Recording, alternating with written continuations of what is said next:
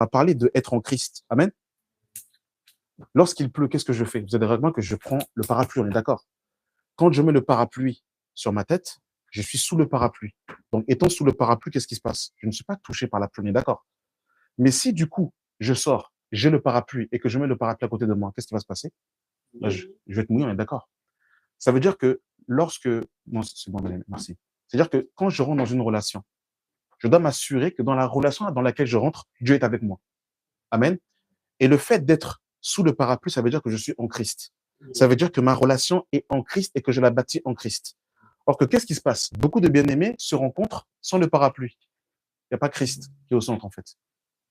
Ils se voient, ils discutent au téléphone, ils parlent. Et quand ça ne marche pas, qu'est-ce qui se passe? C'est des cœurs qui sont brisés. C'est des relations qui sont effritées. C'est des assemblées qui sont cassées. Pourquoi? Parce qu'on a rêvé l'amour avant qu'elle se réveille. On n'était pas sous le parapluie. Parce que quand tu es sous le parapluie et qu'il pleut, tu es protégé de la pluie parce que tu es sous le parapluie. Parce que tu es en Christ. Malheureusement, aujourd'hui, on ne prend pas le parapluie. On ne se cache pas en Christ. Donc, du coup, forcément, on est exposé. Exposé, comment dire, en fait, au mauvais choix. Exposé au péché sexuel. Parce qu'en fait, c'est ça la vérité.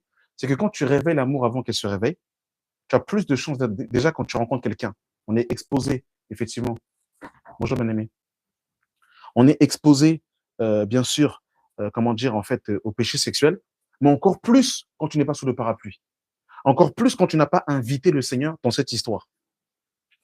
Donc, c'est-à-dire que je rencontre une bien-aimée, Sébastien, et en fait, quand on n'est pas conscient, en fait, du poids des mots, est-ce que vous savez que quand un frère, et là, je veux parler particulièrement aux frères, parce que c'est vrai que c'est l'homme qui va justement chercher la bien-aimée, en vérité, pourquoi est-ce qu'on se sanctifie?